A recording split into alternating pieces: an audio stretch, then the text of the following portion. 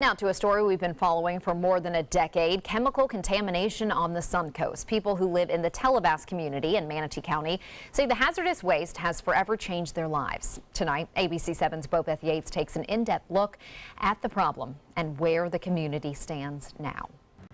Here at 17th Street in Tallevast, it may look like a regular road, but residents here say this neighborhood is unlike any other. We had a brother that passed from cancer. I have a brother that done fought 3 different types of cancer.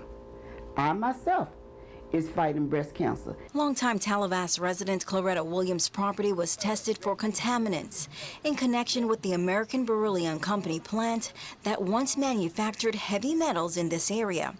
The results showed carcinogens like arsenic and dichloroethene, all of which were all over the legal limits. And Williams' property isn't alone.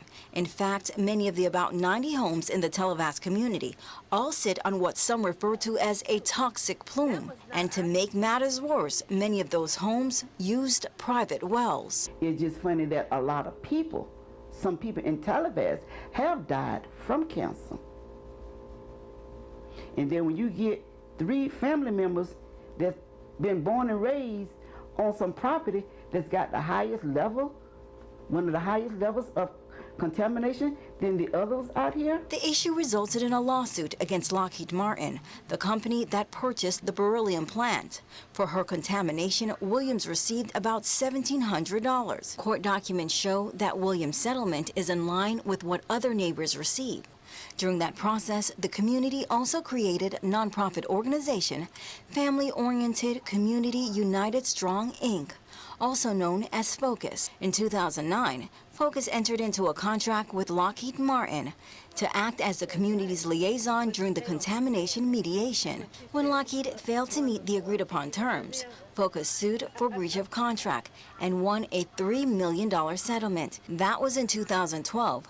Since then, some Tallevast residents say Focus has been non-existent in the community. The money is supposed to be for the community, for them to do things related to the contamination.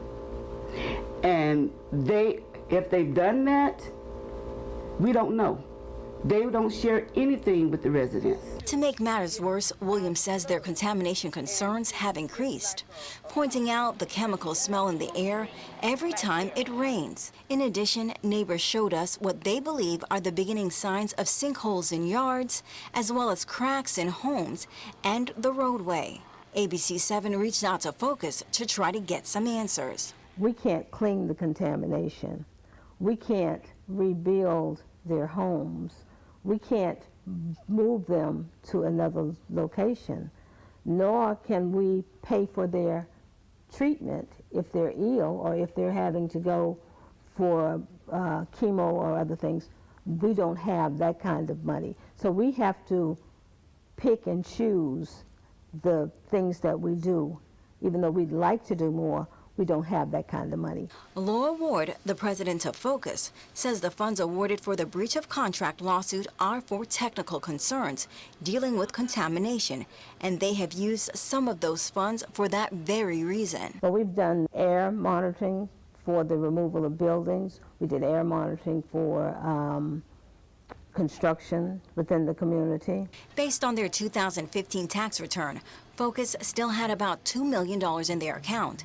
They also acknowledged that Lockheed Martin spent about $10 million to clean up the contamination, but was unsuccessful, only removing a fraction of the contamination during the time they should have removed about 90%. Because of that fact, they're switching gears for their remaining funds. The community is still being affected by the spillage, and the cleanup. We don't feel safe. So we've asked that the families in this community be moved to someplace else. Ward says they would like to put a portion of the remaining funds, along with contributions from Lockheed Martin, the state of Florida, and possible Manatee County, towards relocating Tallevast residents from the toxic area.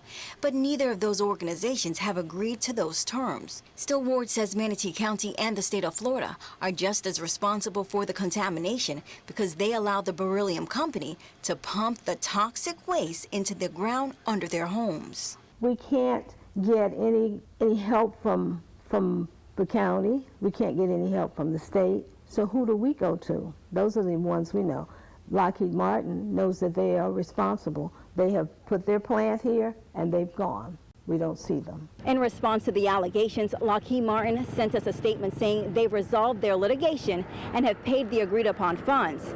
In addition, they say they're in the process of cleaning up the groundwater below these homes and that when they're finished their obligations will be over. Bobeth Yates, ABC 7, your Suncoast News.